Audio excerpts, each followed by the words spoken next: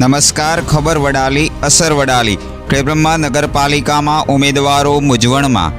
ખેડબ્રહ્મા નગરપાલિકાની ચૂંટણીમાં ભારતીય જનતા પાર્ટી કોંગ્રેસના ઉમેદવારો ભારે મૂંઝવણમાં મુકાયા છે, ત્યારે મતદારોનો મિજાજ કંઈ અલગ જ હોય તેવું જણાઈ રહ્યું છે. આ ચૂંટણીમાં શું થશે તેના ઉપર લોકોની મીટ મંડાઈ છે.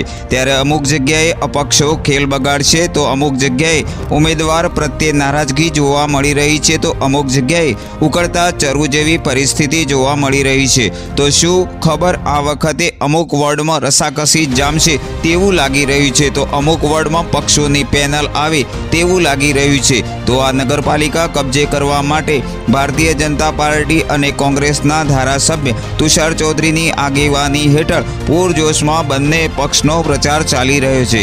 સ્થાનિક સ્વરાજ્યની ચૂંટણી જાહેર થયા પછી ખેડબ્રહ્મા નગરપાલિકાની ચૂંટણીમાં રાજકારણમાં ભારે ગરમાવો જોવા મળી રહ્યો છે, તો કોઈક જગ્યાએ નરમાશ પણ જોવા મળી રહી છે. ખેડબ્રહ્મા નગરપાલિકા વિસ્તારમાં રાજકીય પક્ષો દ્વારા ચૂંટણી પ્રચારની તડામાર તૈયારીઓ શરૂ કરી દેવાઈ છે. ક્યાંક ક્યાંક પ્રચાર પણ પૂરજોશમાં ચાલુ છે, પણ કોઈ પણ પક્ષને એ નથી સમજાતું કે આ વખતે શું થશે.